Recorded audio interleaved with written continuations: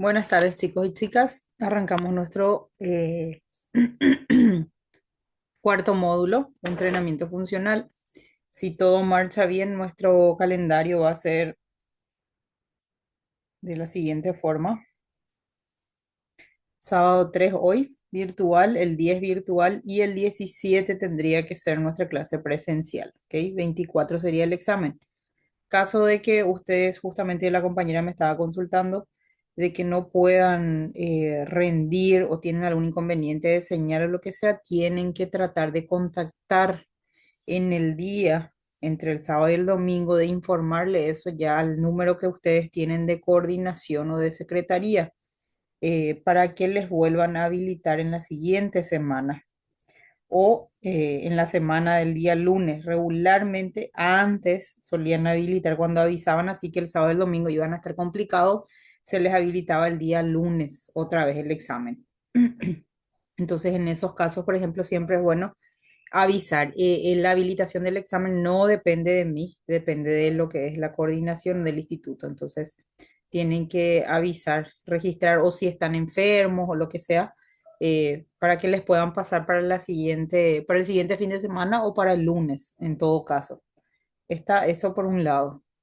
Hoy vamos a hablar de lo que es principios y métodos de entrenamiento. El entrenamiento funcional es un método o es un sistema y la utilidad de los implementos alternativos dentro de lo que es el circuito funcional.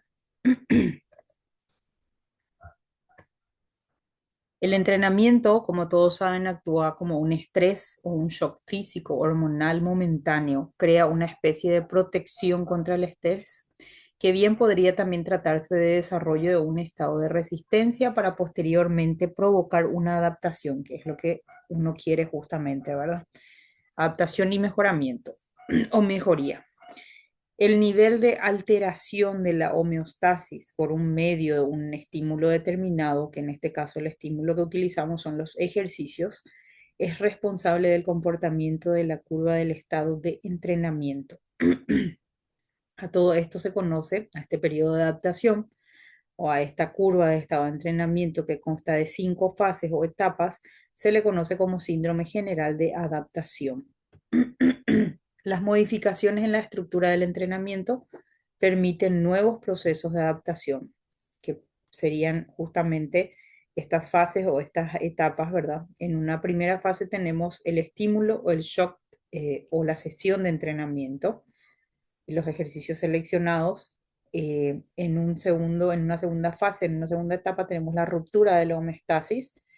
En una tercera fase tenemos el desgaste o el catabolismo. En una cuarta tenemos el contrashock o tiempo o proceso de recuperación. En una quinta fase tenemos ganancia y desarrollo superando el estado anterior, o sea, el estado inicial del organismo. El autor que da nombre a este concepto afirma que el organismo sufre un desequilibrio frente a la acción de un agente estresante, produciéndose la ruptura de la homeostasis, y que si dicho agente perdura en el tiempo de forma continuada, da origen a diferentes reacciones en función de su persistencia. Es decir, el organismo sometido a esfuerzos físicos se adapta progresivamente para soportar cargas cada vez mayores. Estímulos de baja intensidad no provocan ninguna respuesta. Estímulos de mediana intensidad no provoca adaptación, pero sí cierta excitación. Entonces aquí vamos a ir mirando en relación al estímulo del entrenamiento, estamos hablando del principio de la intensidad.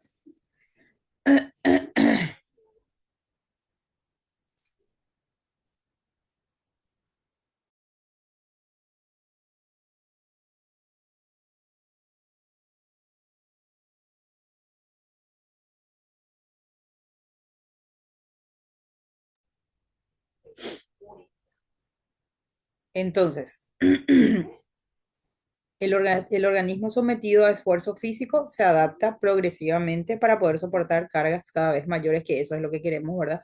Con los diferentes ejercicios y el ritmo que le metemos al entrenamiento. Entonces, estos ejercicios, Si son de muy baja intensidad, no van a causar ningún efecto sobre el organismo y ninguna respuesta. Y si son de mediana intensidad, hay una cierta adaptación, pero no provoca tanto, sin embargo, hay una leve excitación. Después tenemos los estímulos de intensidad fuerte, que no solamente provocan excitación, sino que además se suma la adaptación posterior o una supercompensación para la mejora de las capacidades del organismo. Por el otro lado tienen el gráfico de cómo sería justamente, eh, según los tipos de estímulos, eh, fijándose en lo que es el umbral justamente del organismo, el umbral inicial, ¿verdad? De la capacidad del organismo, según ciertos tipos de estímulos, si es de intensidad fuerte, moderada, alta, qué es lo que va a causar y qué efecto tienen sobre el organismo. Entonces, estímulos de intensidad fuerte provocan excitación, también una adaptación posterior y una supercompensación, que ya vamos a ver en qué justamente consiste la supercompensación más adelante. Estímulos que sean de intensidad demasiado fuerte provocan desgaste sin posibilidad de recuperación debido a un estímulo o serie de estímulos excesivos. Esto también se podría denominar entonces shock del entrenamiento. Cuando los estímulos son muy inferiores al umbral, no tienen ningún efecto sobre el organismo. Estamos hablando de cambios que se producen de adentro hacia afuera, así cambios funcionales. Estos son cambios a nivel tanto hormonal, psíquico, físico, y externos también, por supuesto. Después tenemos el efecto de mantenimiento, que aquí se aplican estímulos de intensidades que son débiles, que no alcanzan el umbral. Esto solamente se mantiene. Después tenemos los estímulos fuertes, que serían ya por encima del umbral, que esto sería el efecto óptimo. Y ya un efecto perjudicial, que serían estímulos de intensidad demasiado fuerte, que esto ya provoca un desgaste, a largar puede provocar también eh, una sobrecarga y por supuesto alguna lesión a corto o largo plazo. Después hablamos del principio de la progresión. Ustedes van a encontrar, según diferentes autores, 14, 15 principios. Algunos van enfocados según el tipo de entrenamiento, otros según el estímulo del entrenamiento. Nosotros acá rescatamos, yo creo que son 9 o 12 los que rescatamos para su estudio. Todos estos principios se ponen de manifiesto una vez que ustedes se ponen a planificar sus rutinas y a orientar las rutinas. Todo esto se pone de manifiesto de manera simultánea, en conjunto. Para su estudio, por supuesto, lo separamos y lo dividimos para que ustedes conozcan cuáles son las leyes que nos rigen a nosotros dentro del mundo del entrenamiento, ¿sí? Así como los abogados tienen sus leyes, nosotros tenemos, estas son nuestras leyes justamente. Estos principios son las leyes que nos rigen a nosotros para poder llevar y respetar bien estos pasos justamente, para no sobrecargar, para no lesionar, van a ir viendo justamente cuáles son las características de cada uno de ellos. Este principio de intensidad y principio justamente de progresión de las cargas entra dentro de lo que es en relación al tipo de estímulo que se somete en el entrenamiento, ¿sí? El de progresión lo van a encontrar como principio de aumento progresivo de las cargas, o principio de sobrecarga también, o principio de progresión. Nos indica que es necesario someter al organismo a cargas cada vez mayores a lo largo de la temporada del entrenamiento para poder lograr las adaptaciones. La supercompensación provocada por el organismo por los estímulos del entrenamiento incrementa el rendimiento del atleta o la persona y el nivel del umbral de adaptación. Por tanto, la aplicación repetida del mismo nivel de carga provocará reacciones cada vez menores y menores ganancias en el nivel de rendimiento. En algún momento el estímulo ya no superará el umbral de adaptación y no provocará las reacciones deseadas en el organismo. Por esta razón, las cargas se deben incrementar de forma progresiva, modificando el volumen e intensidad. Vos nomás estás respetando porque ellas estaban gritando como verduleras. No más quiero decir. Modificando el volumen e intensidad de los ejercicios de forma organizada y según el nivel del deportista para lograr los efectos deseados. Entonces sería el principio de progresión de las cargas o aumento progresivo de las cargas. Aquí tienen entonces otro gráfico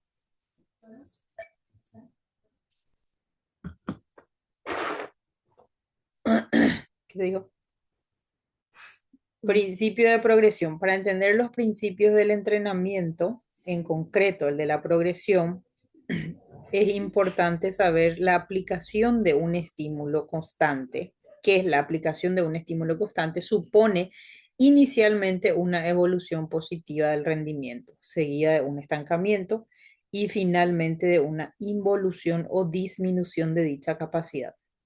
Ahí tienen eh, justamente los gráficos también del umbral de la capacidad del organismo inicialmente y de la máxima tolerancia, los bloques son el estímulo, los tipos de ejercicios que seleccionamos entonces para la rutina y abajo tienen el comportamiento, las diferentes fases también de lo que es la supercompensación según los tipos de estímulos que se apliquen. ¿Qué parámetros tengo que llevar en cuenta yo para el principio de, si quiero aplicar este principio, el aumento progresivo de las cargas o el de progresión? Los parámetros que debo respetar son la progresión de las cargas, se produce justamente implementando cualquiera de estos parámetros, pero siguiendo y respetando esta orden. El volumen, la intensidad y la complejidad de la actividad. El volumen nos referimos al tiempo total de trabajo, a la cantidad de metros recorridos, a la cantidad de kilos levantados o al número de repeticiones, entre otros factores. Y después tenemos el de intensidad. En este punto el aspecto es cualitativo, la calidad del ejercicio, es decir, si hay un aumento de la velocidad en la ejecución, aumento de los kilogramos en trabajos de fuerza. Se toma también en cuenta la frecuencia cardíaca, el volumen máximo de oxígeno, el porcentaje de volumen máximo de oxígeno o el kilometraje también recorrido.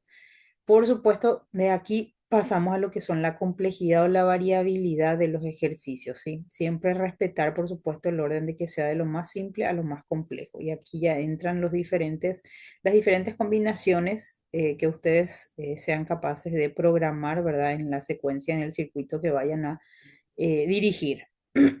Entonces, para aplicar bien lo que es el principio de progresión de las cargas, respetar estos parámetros, volumen, intensidad y complejidad del ejercicio. El principio de la sobrecarga, que también lo van a encontrar de esta forma, también llamado ley de Schultz-Arnold, nos dice que es necesario someter al cuerpo a ejercicios de intensidad y duración superiores a los que soporta normalmente.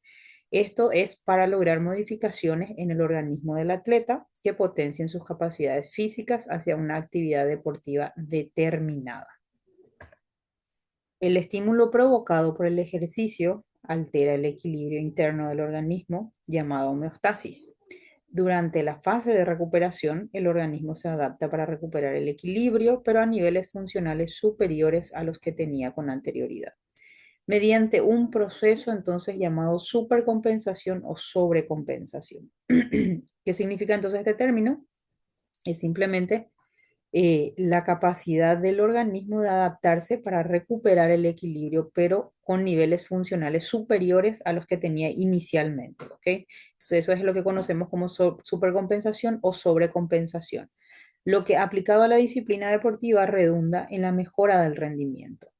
Es importante que la sobrecarga también sea superior al umbral de adaptación de la persona o de lo contrario, este no va a provocar ninguna reacción que mejore el rendimiento.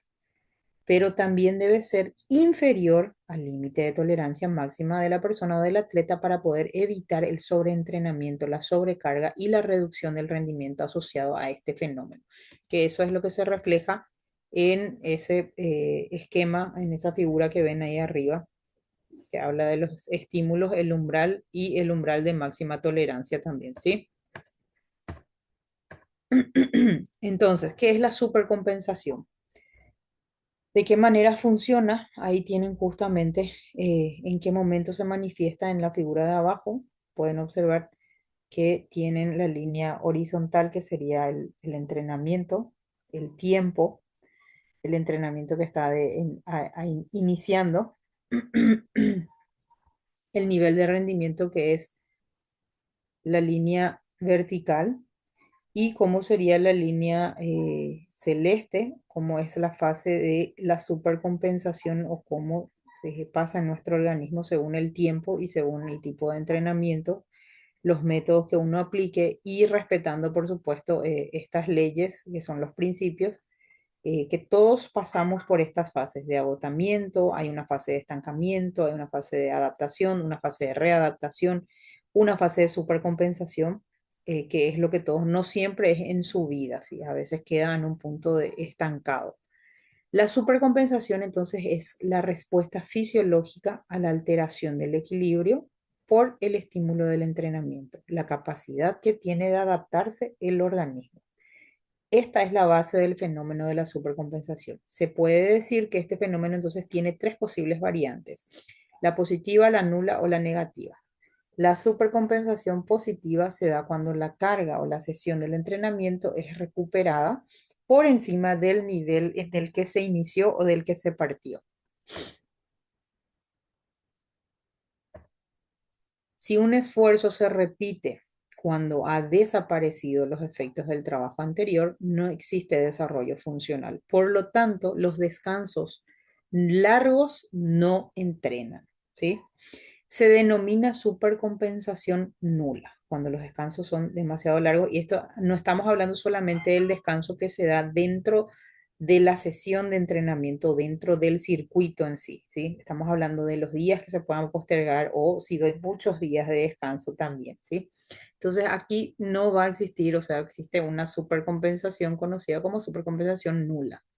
Si el esfuerzo se repite sin que haya cumplido totalmente la fase de supercompensación, el nivel funcional desciende, aparece el cansancio, la fatiga muscular y por lo tanto los descansos que sean cortos sobreentrenan. También se denomina supercompensación negativa.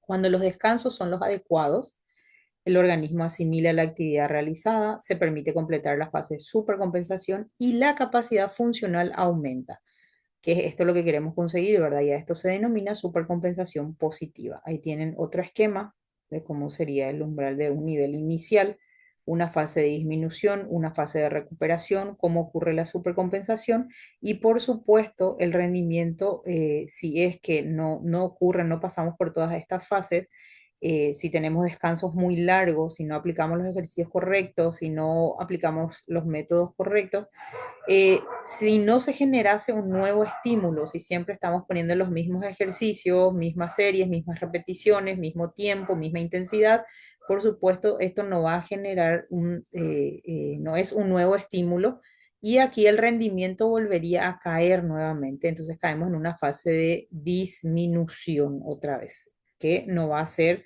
lo ideal sería mantenerse o aumentar, ¿sí? No bajar otra vez a tu nivel inicial. ¿Cuáles son entonces los ciclos de la supercompensación? Ciclos o fases. Su nombre era Hans Selye, cuyo descubrimiento supuso un gran avance para llegar a conocer cómo hoy día se conoce el término de supercompensación. Defendía que existían tres fases dentro de este síndrome: fase de adaptación, la fase de alarma y la fase de agotamiento, que es esto mismo que estamos explicando acá, que puede también ser una supercompensación nula, negativa o positiva. Después tenemos un principio que muchas veces no se quiere respetar, ¿sí? Porque no le damos descanso prácticamente a ciertos músculos. Entonces, otra vez, ahí va de la mano una buena planificación también y una buena orientación de los ejercicios, ¿sí?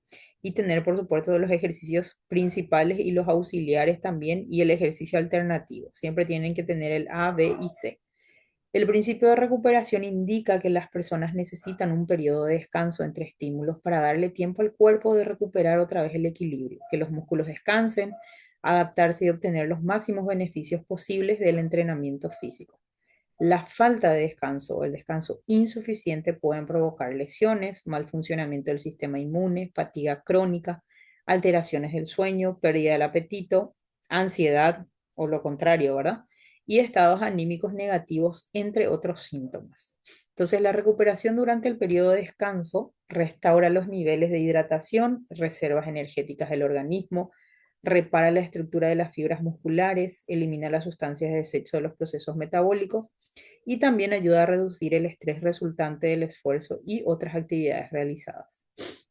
La duración entonces del periodo de recuperación es variable, depende del objetivo, de la magnitud del estímulo de entrenamiento, del nivel de la persona o del deportista y de las características de los estímulos de entrenamientos que sean anteriores, o sea, de la base general que tenga esa persona. Después tenemos un principio que es conocido como principio de la reversibilidad o continuidad. Nos advierte que los beneficios obtenidos a través de un programa de entrenamiento se verán reducidas o se perderán completamente si el entrenamiento se reduce o suspende completamente. Este fenómeno se llama desentrenamiento, aparece rápidamente una vez que se ha suspendido el entrenamiento. En algunos casos es posible ver pérdidas de condición física en tan solo 2 semanas de interrupción, incluso en adaptaciones que requirieron mucho más tiempo para lograrse. Lo que procuramos durante 3 meses, muchas veces por A o B motivo, dejamos por 2 semanas y ahí se fue al mazo y retrocedemos y volvemos otra vez a ese estado inicial que es lo que no queremos, ¿verdad? A este principio también se le llama principio de la continuidad por el énfasis que pone en mantener un programa de entrenamiento de forma ininterrumpida durante toda la carrera del deportista y durante el periodo de competición. Entonces estamos hablando de atletas ya. Un programa de entrenamiento continuo, estructurado, por supuesto, permite alcanzar las condiciones necesarias para el cumplimiento de los objetivos en el momento oportuno, logrando adaptaciones a partir de resultados de años anteriores. O sea, depende de la base. La necesidad de evitar la reversibilidad de las adaptaciones es también un factor determinante en la estructuración de los programas de entrenamiento. Entre los aspectos más importantes que se ven afectados por este factor se encuentra la necesidad de asegurarse que los periodos de tiempo entre sesiones de entrenamiento no sean demasiado largos para que no pierda la influencia de la sesión anterior y la de mantener al atleta activo durante los periodos entre competencias.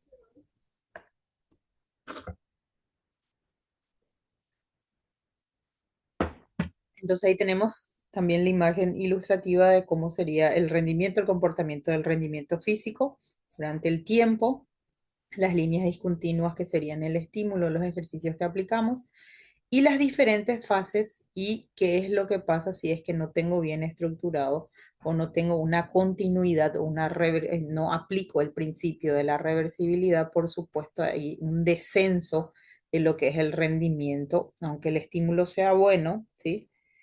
Por supuesto hay que darle una continuidad y estructurar bien los ejercicios que voy a programar para los circuitos o para las sesiones de entrenamiento. Entonces ahí tienen el estímulo, hay una fase de fatiga, hay una etapa también, una fase de recuperación y después se consigue lo que es la supercompensación. Si no aplico bien, como les digo, no respeto lo que es volumen, intensidad y por supuesto también la complejidad de las actividades, esos parámetros principales, las cargas, el descanso, todo eso, por supuesto voy a tener, se va a revertir justamente todo ese proceso, ¿sí? Vamos a tener un retroceso. Algunos datos interesantes indican que la ausencia de estimulación provoca la pérdida de adaptaciones conseguidas anteriormente. Los efectos del entrenamiento son reversibles y las adaptaciones logradas tras el trabajo se pierden si no son mantenidas por la actividad continuada. Las mejoras logradas rápidamente en los procesos de adaptación suponen rápidas pérdidas al cesar la actividad estimuladora. Las ganancias logradas más lentamente implican un mayor periodo de mantenimiento. Por ejemplo, después de 2 meses de trabajo intensivo para conseguir fuerza como capacidad principal, la detención total de la actividad determina una disminución importante de las cualidades de fuerza en tan solo 2 semanas y la vuelta al nivel inicial en 2 o 3 meses. Imagínense todo lo que uno pierde en 2 semanas. Las cualidades de resistencia obtenidas por un entreno específico de 2 meses pueden desaparecer completamente en 1 mes y medio, esto según Platonov. Después pasamos a lo que es el principio de la especificidad.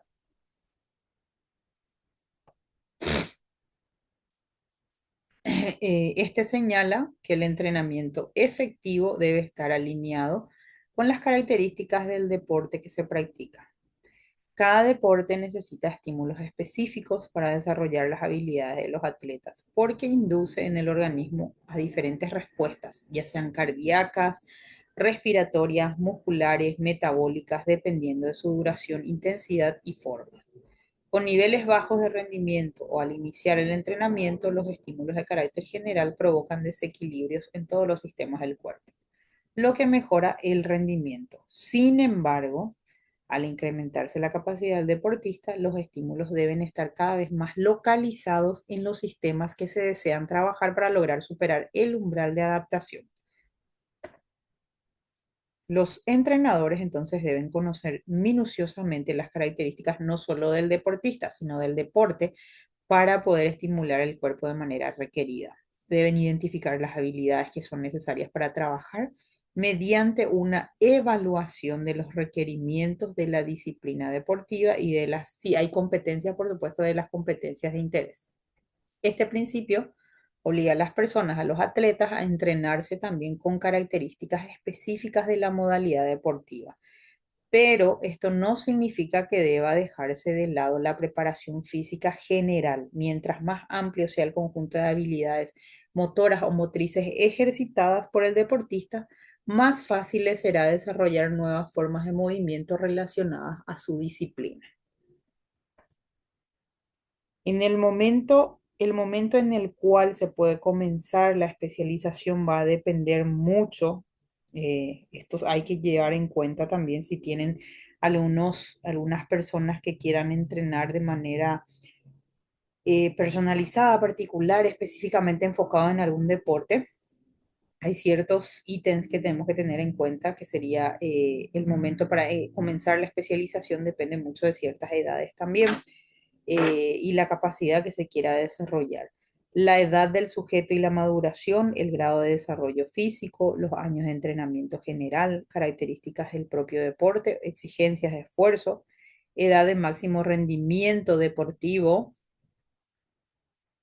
En deportes de coordinación y velocidad, de altos resultados pueden ser alcanzados en edades más tempranas, mientras que en deportes donde el sistema muscular o cardiorrespiratorio son los dominantes, la edad de maduración deportiva se alcanza más tarde. Así, por ejemplo, en las actividades deportivas caracterizadas por el empleo de velocidad y la fuerza rápida, los mejores resultados se logran entre los 21 y los 23 años.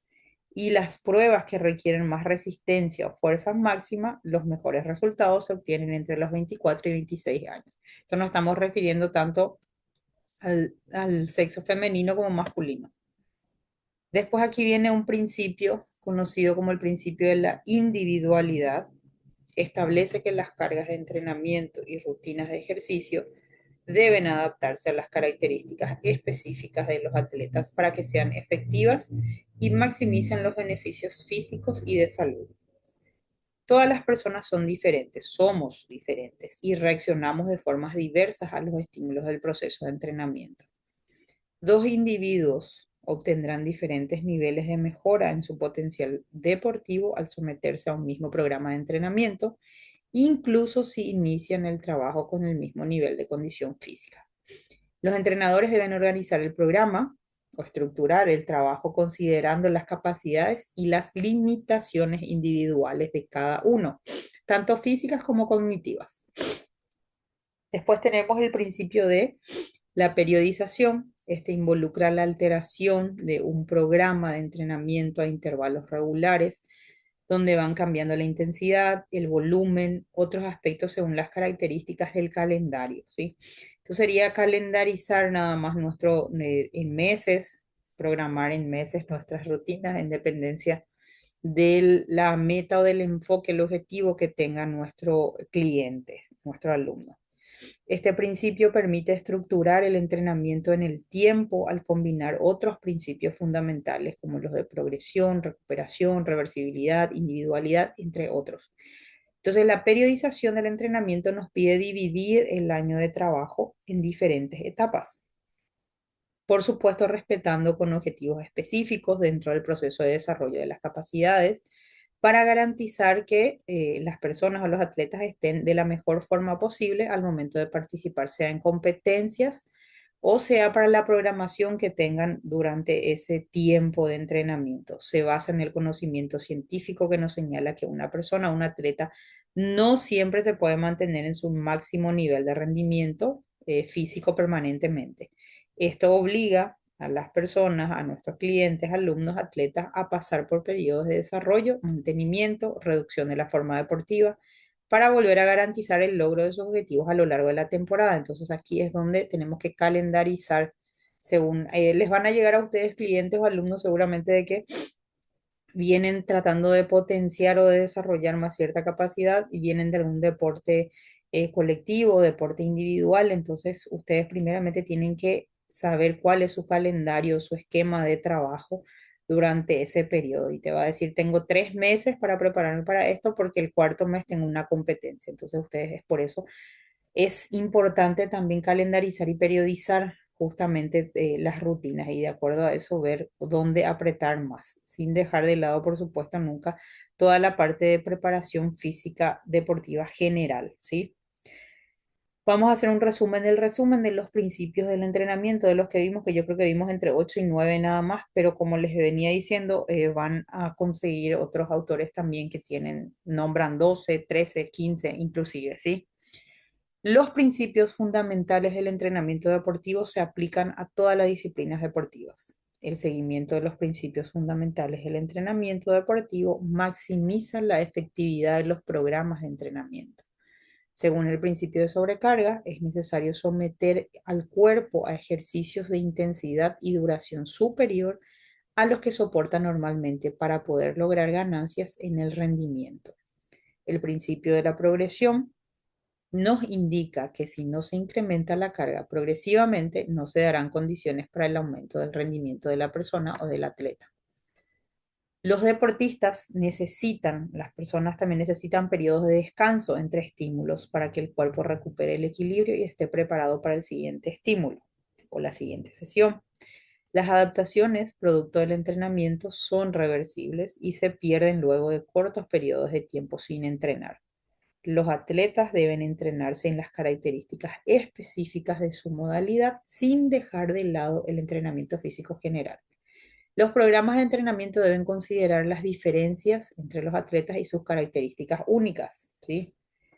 Y la periodización del entrenamiento divide el trabajo en periodos con objetivos específicos para poder garantizar que los atletas o las personas lleguen a las competencias o a sus objetivos con un mejor nivel de rendimiento.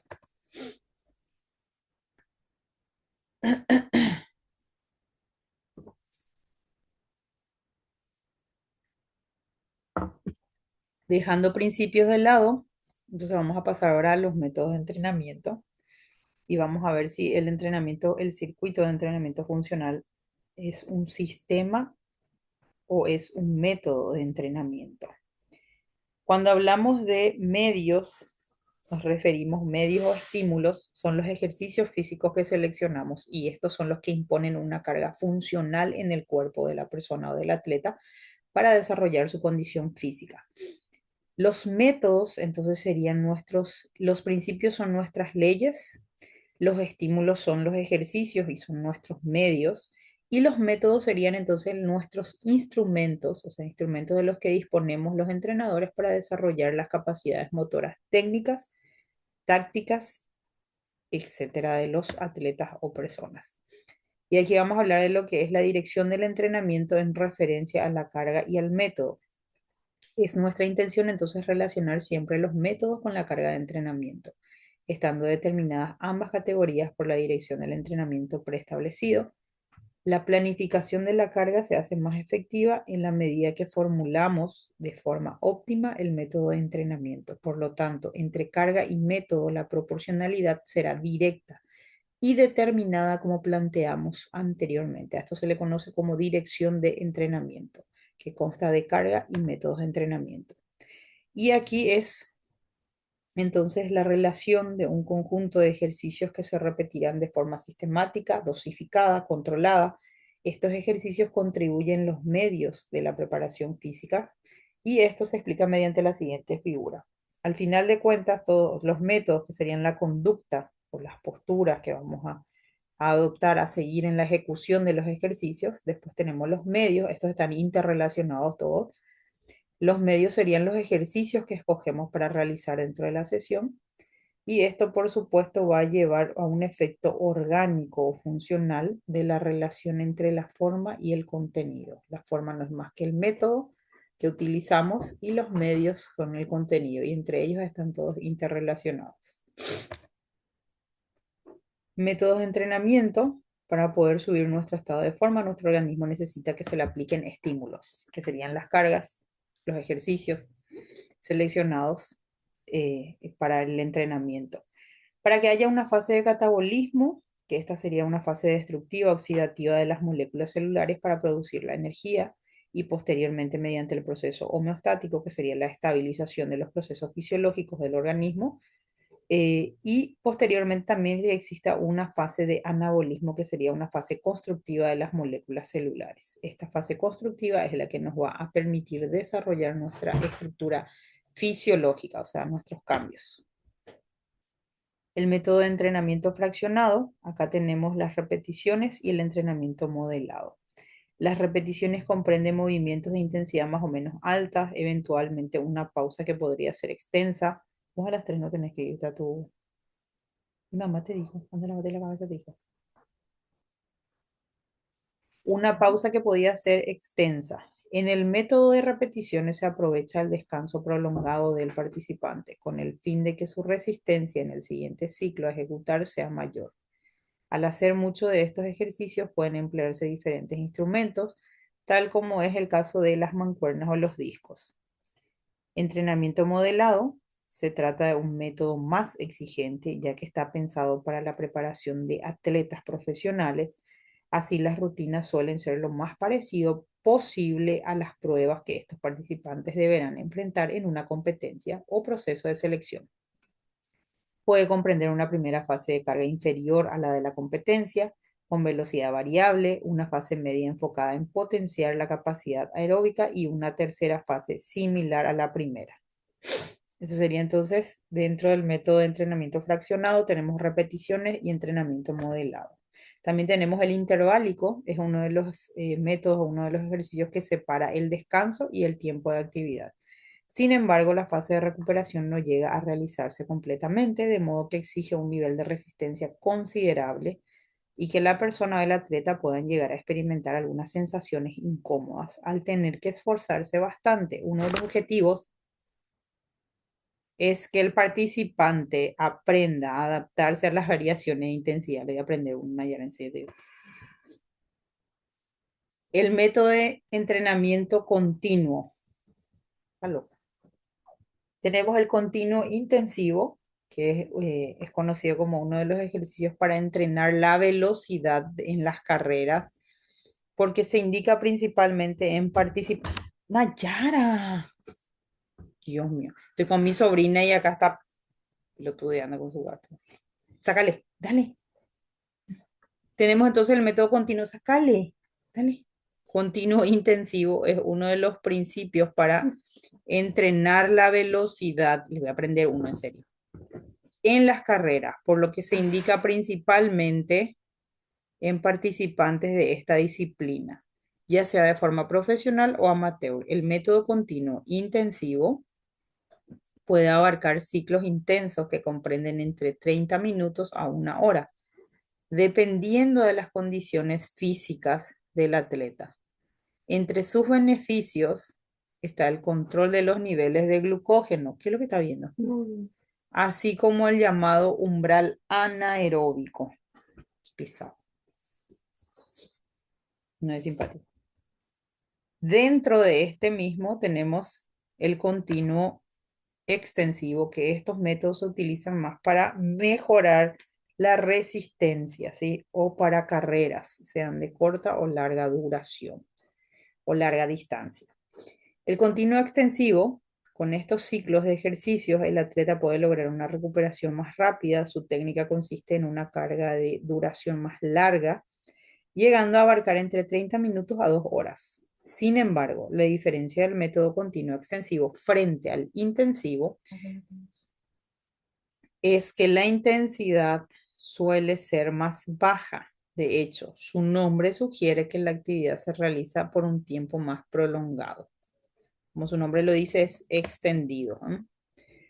Los métodos continuos variables se caracterizan, a diferencia de los estándar o invariables, en variar las magnitudes externas de la carga. Básicamente mediante el ritmo de ejecución de los ejercicios, siempre que esta variación externa determine cambios continuos internos durante la actividad en el organismo del deportista. Sus magnitudes variables de intensidad se encuentran entre el 70 y el 95% de intensidad continua y alterna. Si analizamos su actual esencia metodológica, estos métodos constituyen nuevas formas de trabajo discontinuo con intervalos de descanso que son activos, o sea que no hay descanso completo. La esencia es tratar de recuperar el ritmo cardíaco en fases de intensidad disminuida luego de haber realizado el trabajo de alta intensidad. Todo lo anterior de forma ininterrumpida, de ahí viene el nombre de continuos variable. Y aquí tenemos el Farlet, que seguro algunos de ustedes conocen, que es uno de los que más, uno de los métodos que más se aplica para justamente medir la resistencia con un periodo de tiempo regularmente de 10 a 12 minutos.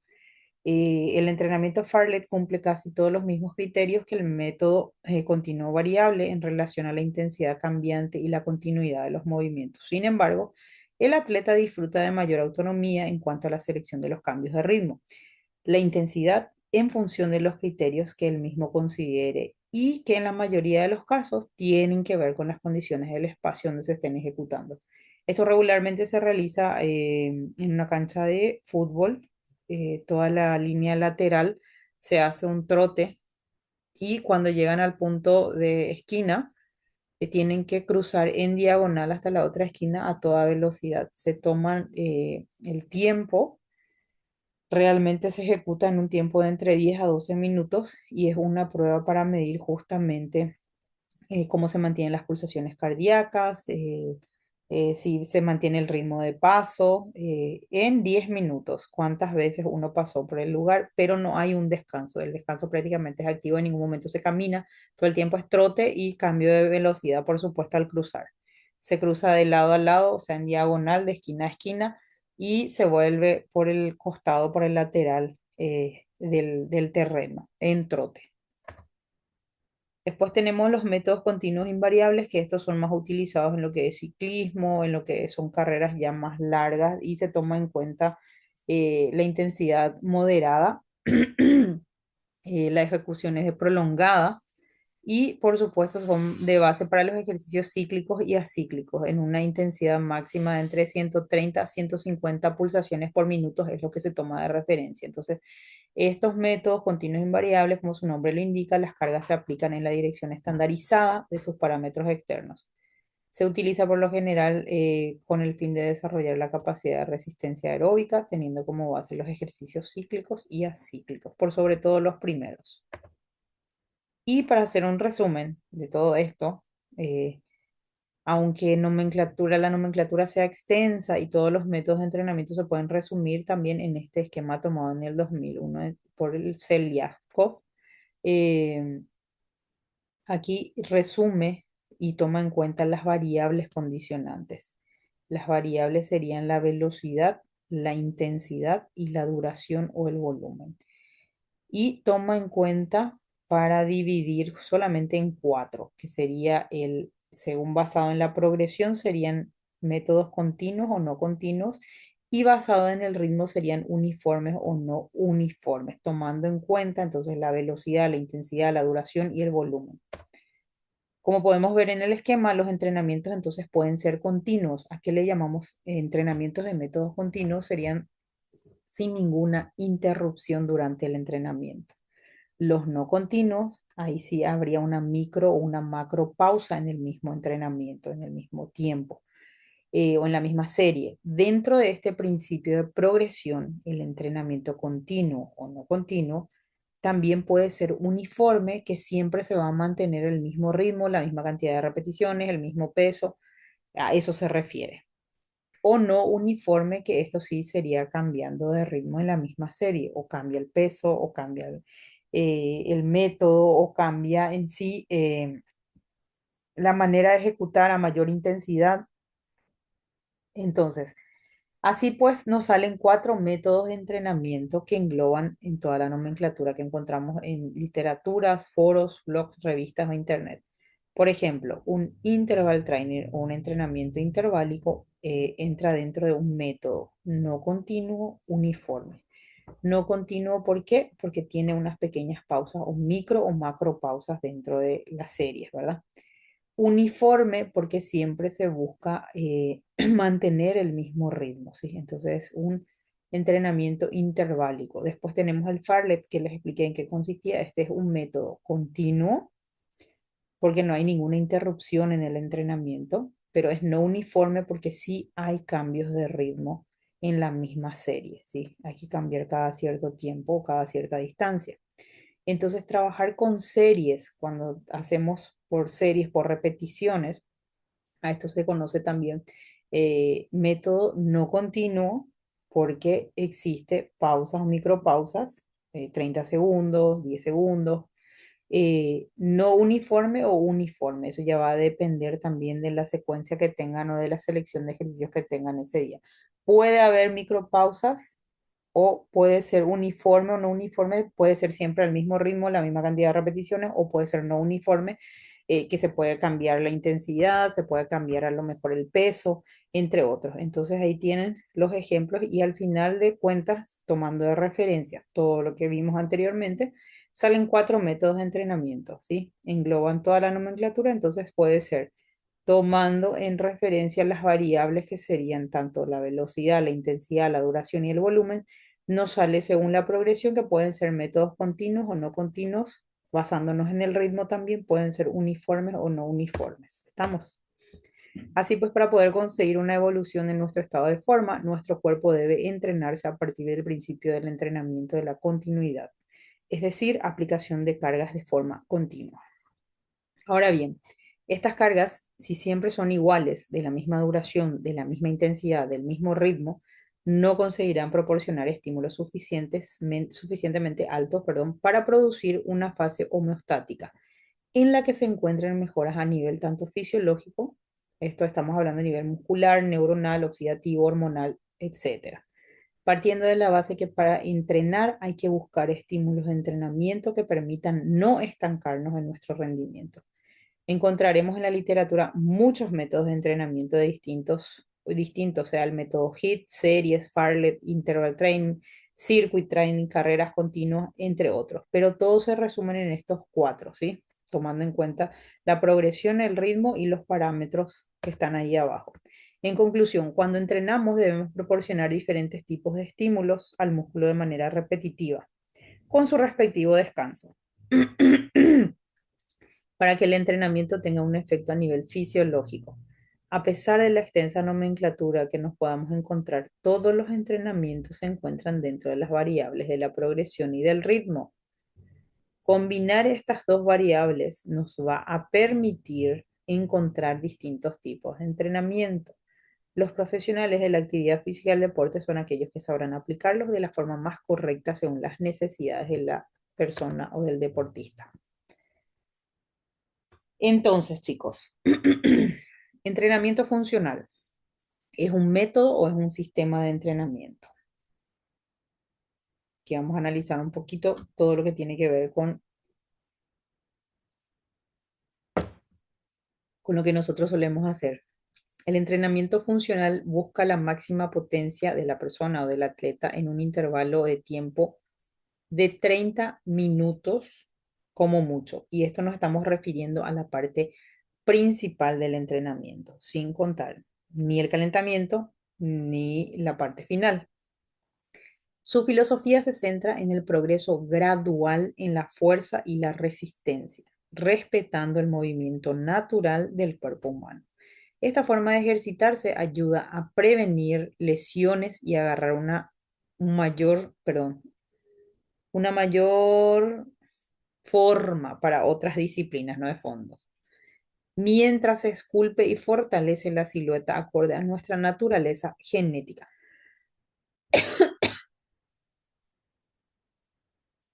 Dejar esta ventana. Dice el compañero que es un método de entrenamiento. Vamos a ver. A través de los movimientos naturales, sin forzar las extremidades y la columna vertebral en ángulos extraños, el entrenamiento funcional busca potenciar la resistencia cardiovascular, la fuerza impulsora de los músculos encargados del movimiento, mientras se trabaja de manera simultánea la zona del core o la zona abdominal o zona media. Al realizar un entrenamiento con sentido común, estamos dotando a esta zona de mucha fuerza como epicentro de nuestro cuerpo y origen del movimiento, mientras se esculpe sin estar en el suelo, repitiendo episodios traumáticos y estresantes para la espalda o la zona cervical. ¿Cómo y con qué frecuencia deberíamos de realizar? Para que un entrenamiento sea funcional, los ejercicios deben ser tridimensionales, es decir, se realiza en tres planos principales: sagital, ¿sí? Hacia adelante y hacia atrás; coronario, este es otro nombre también que tienen, o transversal, ¿verdad? Que sería lateral; coronario horizontal, creo que serían los movimientos laterales; y el transversal, que sería el giratorio. Así el cuerpo realiza sus movimientos naturales en el espacio. En fin, último del entrenamiento funcional se resume en salud y el famoso estado físico o estado fit, que con la responsabilidad de la prevención y el respeto a nuestra constitución física. Arrancamos. Metodología e importancia de la zona media del cuerpo, la zona del core. A diferencia del entrenamiento, de los entrenamientos convencionales, la combinación de aparatos, cardio y de musculación, en el cual únicamente se focaliza el trabajo en un solo grupo muscular de manera repetitiva y aislada, con el riesgo seguro de una contractura o una sobrecarga. En el programa de Boyle, del señor Michael Boyle, el cuerpo se involucra en su totalidad durante los ejercicios. No obstante, el abdomen está como punto, como epicentro y como punto de equilibrio. Recoge el esfuerzo para impulsar al resto de los músculos en el movimiento. El core siempre ejerce un papel protagónico desde el desarrollo correcto de la dinámica. El entrenamiento del core es extremadamente importante. Un núcleo fuerte es la clave para transferencia de la fuerza desarrollada en la sala de pesas a todos los movimientos deportivos. Un núcleo fuerte ayuda a proteger contra el dolor lumbar, la queja común en los gimnasios. Después de un acuerdo con McGill para definir el abdomen de manera respetuosa con nuestro cuerpo, debemos contraerlo durante todo el movimiento. Esto hace de amortiguador frente a todos los gestos y posturas que realicemos. Nadie debería de hacer abdominales, los famosos abdominales crunch. En la naturaleza de los abdominales nunca se mueven hacia la cadera, nunca se mueve hacia la cadera. La cadera no son flexores de tronco. En el trabajo del señor McGill ha demostrado que esa flexión de los crunch abdominales conlleva a una lesión del disco intervertebral. No hay necesidad de estar lastimando la columna en el suelo con la ejecución de movimientos repetitivos y estresantes para el cuerpo. Los abdominales en este método se marcan solos gracias a la involucración total del cuerpo mientras realizamos dinámicas como burpees, sentadillas, escaladas, subir cuestas, ejercicios con objetos que complementan y asisten al fortalecimiento integral.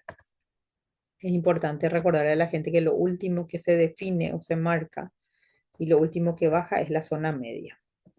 Principios entonces para una activación básica de la zona abdominal. Con esos objetos auxiliares se han estado dando actividades como salto de cuerda, arrastres, empuje de trineos, lanzamientos de pelota medicinal, dinámicas con el candado ruso o kettlebells, entre otros muchos otros movimientos que nos permiten diseñar cada día.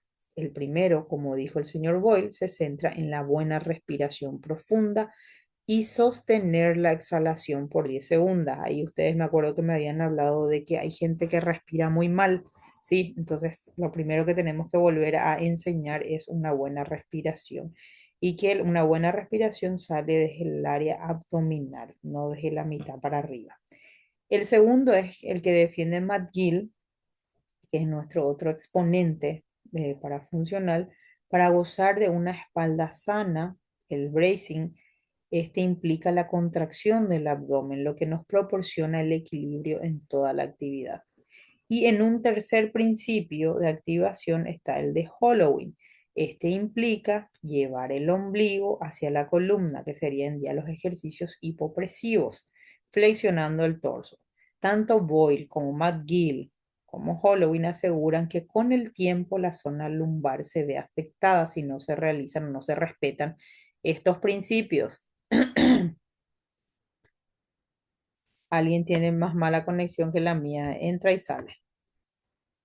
Algunas pautas para fortalecer la zona del core. Según el señor Michael Boyle, destaca dos tipos de abdominales, los dinámicos y los estáticos. Los dinámicos, como ya saben, pueden realizar con fitball, estiramientos con rueda, sierra, poleas, gomas, entre otros. Y los estáticos serían las planchas laterales, frontales o de suspensión. Finalmente, para hacer una sesión completa, están las posturas de transición, aquellas que suponen un movimiento que sea instintivo como levantarse, sentarse. Estos son los sit-ups o los get-ups, ambos con las piernas rectas.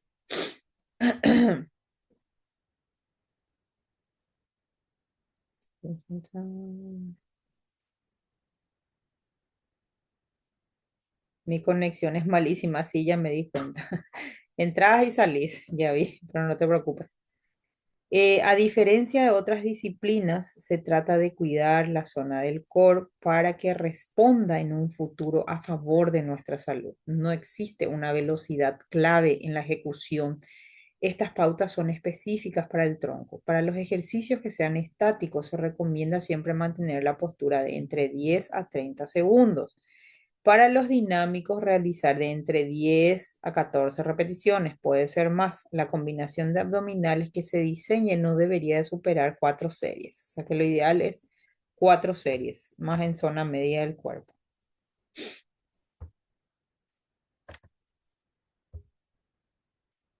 ¿En qué se basa el entrenamiento funcional? En busca de ejercicios que requieran la activación de los músculos estabilizadores. Nosotros ya hablamos de lo que eran los músculos flexores, extensores, estabilizadores, agonistas, antagonistas, ¿verdad? Y la función de cada uno, ¿verdad? Bueno, en este caso, en busca de ejercicios que requieran la activación de estos músculos estabilizadores que también tienen su función para enfatizar los músculos del recto abdominal, de los aductores de la cadera, rotadores y estabilizadores escapulares. Con respecto a inclinar la industria hacia una tendencia más deportiva, podríamos ver que la definición anterior se realizaría mediante movimientos compuestos, armoniosos y una selección de cargas de trabajo que mantendrán altas pulsaciones, agregando así un componente de cardio. Aquí ya entran las mezclas o las combinaciones de los ejercicios. Una sesión de entrenamiento funcional donde se aprecia el uso de diversos materiales, la estabilización del trabajo y el uso de algunas cargas ligeras. El entrenamiento funcional con pesas rusas o kettlebells, ¿sí? La mayoría de los ejercicios o el candadito, como le dicen, que puedes hacer con estas son transferibles o son de transición o son de transferencia a los kettlebells. Sin embargo, dada la forma y la posición del agarre, el peso muchas veces no está equilibrado y esto ocurre, y si esto ocurre, debemos de equilibrarlo con la fuerza de nuestros músculos estabilizadores. Todo lo que se realiza regularmente acá, ustedes van a sentir que se hace mucho más tensión y presión en lo que es la zona media. O sea, que como que la fuerza, el impacto en sí, sale de la zona media del cuerpo y más en la zona abdominal. O sea, que tengo que tener es justamente estos músculos estabilizadores, ¿sí? Rectos abdominales, aductores de cadera, rotadores y estabilizadores escapulares los tengo que tener bien activos y bien fuertes para trabajar con este implemento, porque desestabiliza con el movimiento, ¿sí? TRX o entrenamiento en suspensión. Podemos entrenar en todo el cuerpo realizando ejercicios que sin el apoyo de las bandas sería un poco más complejo. Se puede realizar sentadillas a una pierna. Utiliza la fuerza, la gravedad y el cuerpo. La fuerza de gravedad y el peso del cuerpo como elementos de resistencia o resistivos que se desplazan continuamente a nuestra gravedad central y a los que una vez más la musculatura estabilizadora hace su trabajo. Este es un elemento muy funcional, un elemento muy amigable que tienen que tener entre su secuencia de ejercicios también y entre sus implementos. Se trabaja muy bien. Estas son un poco incómodas, un poco más, también un poco más costosas en dependencia del tamaño y el largor que tengan. Cuerdas o soga marina. Se utilizan cuerdas de varios metros de longitud con un diámetro que oscila entre los 6 y 8. La fuerza de gravedad y la fuerza de la gravedad y se aprovechan generadas por la propia onda de la cuerda, lo que desencadena una gran masa muscular. Este es un trabajo súper espectacular para la parte de cardiovascular, especialmente a nivel del abdomen para contrarrestar, o sea, estabilizamos también desde el abdomen, pero así como lo ven en apariencia desde afuera, parece un trabajo súper sencillo, pero realizando un minuto de este van a saber, van a valorar un poquito más el tiempo. Es muy buen trabajo, se pueden ir variando las posiciones de la pierna, la extensión de los brazos y por supuesto la oleada también de la cuerda en sí. Ese tenemos que usar la próxima clase. El entrenamiento en circuito, que es lo que nosotros hacemos, los objetivos de este método, ¿sí? Combinan una serie de ejercicios o estaciones, en este caso serían cada lugar es una estación, con una cierta duración y se reducen las pausas entre ellos. Aquí el objetivo es promover el trabajo cardiovascular junto con los beneficios de cada uno de los ejercicios. Tienen grandes efectos positivos que se logran a nivel metabólico. Aquí entran las cajas, ahí pueden ver el TRX, los ejercicios de desplazamiento, ejercicios con pesas, ejercicios con barra, ya va a depender de lo que tengan disponible y del espacio, ¿verdad? El entrenamiento pliométrico o saltos, los saltos realizados en un cajón o una plataforma elevada con diferentes alturas o saltando algún nivel, altura de la barra, nos permite utilizar la fuerza máxima que se aplicará en cada salto, donde obviamente la intensidad se graduará según el obstáculo a superar y la altitud. Con las cajas también y las plataformas también o las gradas se pueden realizar a una pierna, ejercicios que sean igualmente de salto o de levantarse y sentarse y hacer un salto e ir alternando lo que son izquierda-derecha también. Esto, por supuesto, es un trabajo también que dependiendo de la intensidad y la carga, puede llegar a ser un más de fuerza, fuerza explosiva o más de lo que es para resistencia también. El entrenamiento funcional entonces tiene como objetivo evitar la falta de movimiento y busca una mayor demanda de diferentes ángulos o planos. Sobre el plano sagital, es el movimiento más común de plano realizado en todos los programas de entrenamiento. Son movimientos que avanzan y retroceden. Ejemplo, las sentadillas y las flexiones de bíceps. En el plano frontal, el movimiento donde los ejercicios se ejecutan de lado a lado. Acá tenemos las zancadas laterales, elevaciones laterales de hombro, flexión lateral de tronco. Este plano entonces brinda una gran estabilidad a las articulaciones y estructuras corporales mayores. Y tenemos el plano transversal, que son movimientos ejecutados a través de la rotación del cuerpo. Ese ya lo habíamos visto un poquito antes, justamente, pero siempre van a encontrar así algunos nombres que son cruzados. El transversal, por ejemplo, y después tienen el frontal o el horizontal también, que lo van a encontrar así como sagital, frontal y transversal, que son los más comunes. Ustedes se guían por el tipo de movimiento para saber sobre qué plano están trabajando y acá les dan los ejemplos justamente de los movimientos, ¿sí? El plano transversal, entonces, ejemplo, es un lanzador o un bateador, luchadores, que son rotaciones de abdomen con cables o cintas o gomas, o el twist, el famoso twist. Aquí se trabaja entonces todos estos movimientos en rotación son sobre un plano transversal. Entonces, dada nuestra anatomía, que es más y mejor que las funciones principales de nuestro cuerpo, podemos entrenar una variedad de estímulos según los aparatos o los elementos que tengamos también disponibles. ¿Cómo planificar una rutina de entrenamiento funcional? En general, cada sesión de entrenamiento basada en la experiencia de las personas participantes puede durar entre 15 a 30 minutos o incluso prolongarse más. Lo ideal es 45 minutos como parte principal. El calentamiento antes de comenzar se dedica un poco de tiempo a calentar o a lubricar las zonas articulares y a la movilidad articular. Permite que el corazón comience a bombear más flujo de sangre a las extremidades y que estén preparados para nuestros tejidos y articulaciones lubricadas.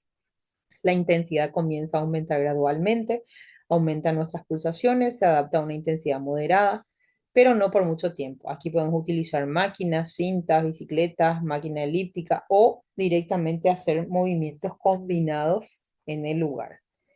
Enfriamiento o elongación o estiramiento, justo lo contrario, volvemos gradualmente a nuestro estado inicial, cooperaremos para que el cuerpo elimine las sustancias metabólicas del desecho producidas durante el ejercicio. Esto es parte de lo que ya habíamos visto en la clase anterior, justamente en la clase práctica anterior, que ya hacemos nuestro calentamiento y demás. La asistencia es lo que voy a pedir, por favor, para la próxima clase presencial, porque ya toca que una parejita haga el calentamiento, la otra la parte principal, y así vamos a ir dividiendo el trabajo, respetando estos puntos que estamos viendo ahora y respetando los principios justamente del entrenamiento. Nos vemos la próxima clase. No hay tarea todavía. Dejo la tareita para la próxima clase y nos conectamos otra vez mismo horario. Así que cualquier cambio o demás les voy a estar avisando. ¿Está bien? Así que muchas gracias. Que tengan un buen fin de semana y nos conectamos la siguiente clase. Si no hay dudas, quejas y sugerencias, les dejo libres. Todo bien, profe. Gracias. Que tenga Dale, buen fin de semana. gracias, buen fin de.